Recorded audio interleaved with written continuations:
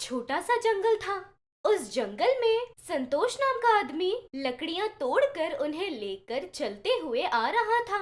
उसे रास्ते के बीच में एक सोने की मृग नजर आती है। वो बचाइए, बचाइए, कोई तो मुझे बचाइए, ऐसे जोर जोर से चिल्ला रही थी। उसे देखकर संतोष उस मृग के पास जाकर देखता है। उस मृग के पैर पर बहुत गहरी चोट लगी थी। उसे देखकर चौंक जाता है। तुम सोने के रंग में हो, तुम्हारे पैर पर बहुत गहरी चोट लगी है, ऊपर से बात कर रही हो, ये सब बहुत अजीब लग रहा है। तभी वो मृग संतोष से ऐसे कहती है, मैं एक जादुई मृग हूँ। स्वामी जी के वर की वजह से मैं ऐसे बदल गई। कृपया मेरी मदद करो ना तुम। ऐसे वो जादुई मृग संतोष से विनती करती है।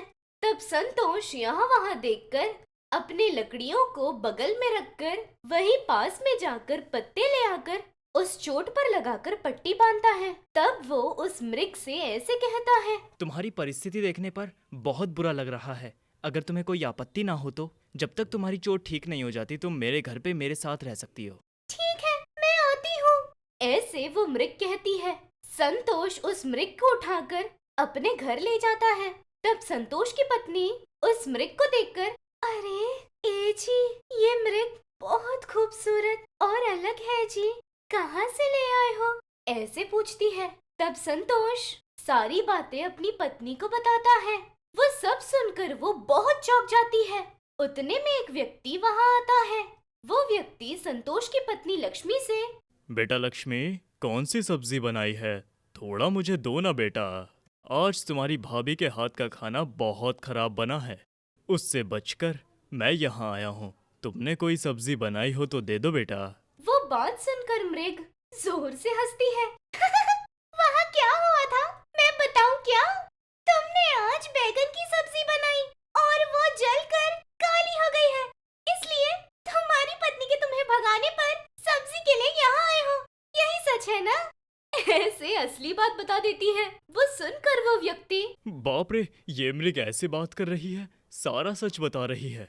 ऐसे बोलकर वहाँ से डर के मारे भाग जाता है। वो बात सुनकर पति पत्नी भी हंसने लग जाते हैं।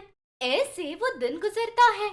अगले दिन सुबह संतोष बाहर जाते समय एक आदमी पूरन पोली बेचते हुए उस तरफ आता है। पूरन पोली ले लीजिए भैया, पूरन पोली, ताज़ा ताज़ा पूरन पोली, एकदम स्वच्छ पूरन पोली ले लीजिए, 10 के 2 हैं, ले लीजिए। ऐसे कहता है। वो बात सुनकर मृग संतोष से ऐसे कहती है, नहीं नहीं, उन्हें मत लो। अरे ये मृग तो अच्छे से बात कर रही है, जादुई मृग जैसी है। हाँ, ये एक जादुई मृग है। हाँ ठीक है, लेकिन क्यों मना कर रही है ये? क्योंकि स्वच्छ घी नहीं है, वो डालडा है। डालडा को मिलाकर तुम धोखा दे रहे हो और स्वच्छ घी कहकर झूठ बोल रहे हो तुम। ऐसे मृग असली बात बता देती है। वो बात सुनकर उस व्यक्ति को क्या करना है समझ ना आकर ये मृग तो बहुत अच्छे से हंसाती है। ऐसे बोलकर वहाँ से अपनी साइकिल लेकर बचकर चला जाता है। अरे, इसका मतलब ये है कि भविष्य में जो कुछ भी हो रहा है वो तुम्हें पता है, बहुत ही अलग है। ऐसे संतोष उस मृग से कहता है। ऐसे उस जादुई मृग के बारे में गांव वालों को पता चलता है। सभी लोग उस जादुई मृग के पास लाइन लगाकर खड़े रहते हैं। वो मृग जो हो चुका है उसे, जो होने वाला है उसे ज्योतिष की तरह बताती है। सभी लोग लाइन से खड़े हो जाते हैं। तब एक लड़की उस मृग के पास आकर ऐसे कहती है, ओ मृग, मैं एक लड़के से बहुत प्यार करती हूँ, उससे मेरी शादी होगी या नहीं? बोलो ना, किससे प्यार करती हो? अजय या विजय, रवि या किरण? इनमें से किससे तुम सच्चा प्यार करती हो? बोलोगी तो उनसे तुम्हारी शादी होगी या नहीं बताऊंगी। मृग के ऐसे कहते ही वो बात सुनने वाली लड़की यहाँ वहाँ देखती है। वहाँ मौजूद सभी लोग जोर जोर से हंसने लग जाते हैं। पहले किसी से प्यार तो करो, पैसों के लिए एक को, पिक्चर के लिए एक को ऐसे शिकार बनाना बंद कर दो, अकल से रहो। उस पर वो लड़की शर्मिंदा होकर वहाँ से चली जाती है। उसके बाद दूसरा व्यक्ति वहाँ आता है। ओ जादुई मृग, मेरा सब्जी का धंधा है, इतनी मेहनत करने के बावजूद ठीक से लाभ ही नहीं मिल रहा। कितनी भी ताज़ी सब्जियां ले आऊं, मेरे पास बहुत कम लोग आ रहे हैं, उसका कोई उपाय बताओ ना। पहले तुम्हारे कांटे के नीचे जो चिंबक है वो निकाल कर सब्जियों के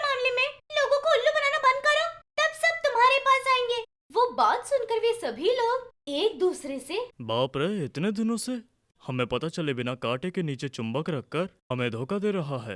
इसलिए 1 किलो खरीदने के बावजूद 1 किलो नहीं रहते। ऐसे एक दूसरे से बात करते हैं और तब वो व्यक्ति अरे बाप रे, फुकट में यहाँ आ गया, सभी लोगों को सच पता चल गया। ऐसे बोलकर वहाँ से चला जाता है। उतने में दूसरी औरत वहाँ आती है। ओ जादुई मृग, मेरी लड़की को जब कभी स्कूल भेजने का सोचा तो उसे बुखार चढ़ जाता है और अगर डॉक्टर के पास ले जाओ तो बुखार नहीं है कहते हैं, लेकिन उसका बदन हमेशा गर्म ही रहता है। कौन सा रोग आया है तुम तो बताओ ना। पहले अपने बेटे को प्याज से दूर रखो। वो रोज प्याज बगल में रखकर बुखार आने का नाटक कर रहा है। जादुई मृग के ऐसे कहते ही वो एकदम से चौंक जाती है। अरे गधे के बच्चे, स्कूल से छुट्टी करने के लिए ऐसा कर रहा है। आ रही हूँ मैं तुझे अच्छे से बताती हूँ। ऐसे वहाँ से चली जाती है। ऐसे आए हुए सभी लोगों के समस्या का समाधान वो जादुई मृग बताती है। तब संतोष मृग, सभी का भविष्य बता रही हो ना, ऐसे ही हमारा भविष्य के बारे में भी बता दो। थोड़ा मदद करने वाली बन जाओगी तुम। मैं तुम्हारे घर आई हूँ ना, सब कुछ अच्छा ही होगा। कल से यहाँ आए हुए लोगों से तुम पैसे लो, मुफ्त में मैं नहीं बताऊंगी। आए हुए पैसों से तुम अच्छे से रह सकते हो ना। मृग के दिए हुए विचार बहुत पसंद आती है उसे। संतोष उस पर हाँ कहता है। ऐसे वो दिन गुजर जाता है। ज्योतिष बताने वाले जादुई मृग के बारे में एक ही गांव नहीं, पास के गांव में भी पता चल जाता है। उस पड़ोस के गांव से भी बहुत लोग उस मृग के पास आते हैं। वे सभी लोग वहां आकर पैसों को संतोष को देकर उस जादुई मृग को सब कुछ बताने कहता है। ऐसे उनमें से एक आदमी मृग से ऐसे कहता है। जादुई मृग, मेरा बेटा मेरी जेब से पैसे निकालता है, उसकी ये आदत जा ही नहीं रही। वो जाने के लिए मैं क्या करूं, जरा बताओ ना।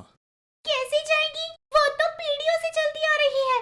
तुम्हारे पापा तुम्हारे दादा की जेब से पैसे चुराया करते और तुम तुम्हारे पापा से छिपकर तुम्हारे पापा की जेब से पैसे निकाला करते, और अभी वही तुम्हारा बेटा कर रहा है। इसका कोई उपाय नहीं है। पैसे उसे दिखाए बिना छुपा कर रखो। उस मृग के ऐसे कहते ही वो ठीक है कहकर वहाँ से चला जाता है। उतने में दूसरा व्यक्ति वहाँ आता है। जादुई मृग, मेरी पत्नी की जब से शादी हुई है कमर दर्द से तकलीफें उठा रही है। किसी को भी दिखाता हूँ कुछ नहीं है ऐसे कहते हैं, दवाई देने पर भी असर नहीं होता। क्या हो रहा है कुछ समझ ही नहीं आ रहा। तुम ही कोई उपाय बताओ ना।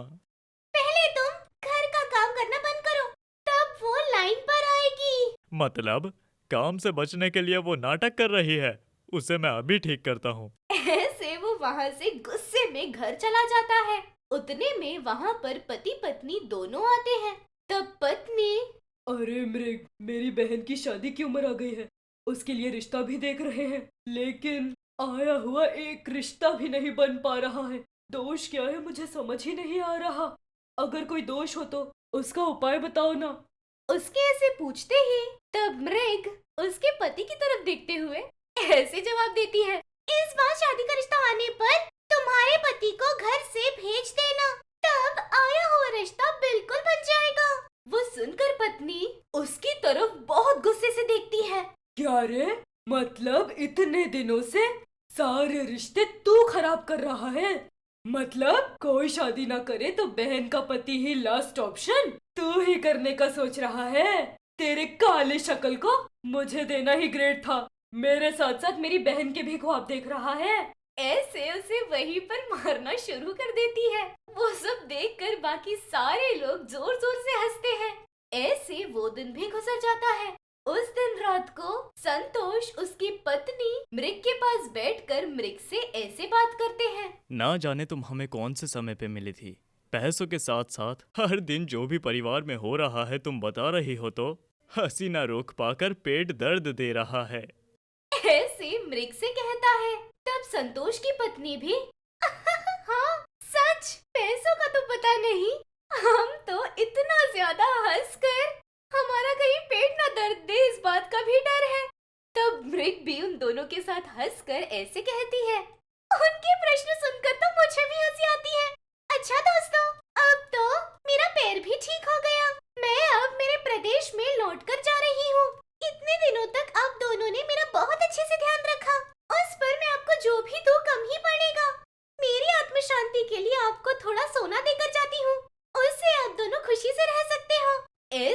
जादुई मृग थोड़ा सोना वहाँ प्रकट करती है। उसे देखकर पति पत्नी दोनों बहुत खुश होते हैं। बस दोस्त, बस तुमने हमें थोड़ा पैसा दे दिया। अभी ये सब सोना देकर बहुत मदद कर रही हो। बहुत बहुत शुक्रिया तुम्हारा। तुम्हारे परिवार की परिस्थिति मुझे समझ आ गई। आप लोग के इतने गरीब होने के बावजूद मुझे पौष्टिक खाना और स्वादिष्ट खाना भी खिलाया, इसलिए तोहफे में मैंने आपको ये दिया। आप लोग खुशी से रहिए। अगर जरूरत पड़े तो मेरे पास भी आ सकते हो। उस पर संतोष मृग से ठीक है कहता है। अच्छा दोस्तों, मैं अब चलती हूँ। ऐसे बोलकर वहाँ से वो जादुई मृग गायब हो जाती है। ऐसे उस परिवार के किए हुए छोटे सहाय से वो जादुई मृग उन्हें बहुत बड़ा तोहफा देकर जाती है। वे लोग उस वरदान से बहुत अमीर बन जाते हैं और खुशी से अपनी जिंदगी को गुजारते हैं। अगर ये कहानी आपको पसंद आई तो लाइक और कमेंट कीजिएगा और ऐसी ही दिलचस्प कहानियों के लिए हमारे चैनल को सब्सक्राइब कीजिएगा। Thank you for watching.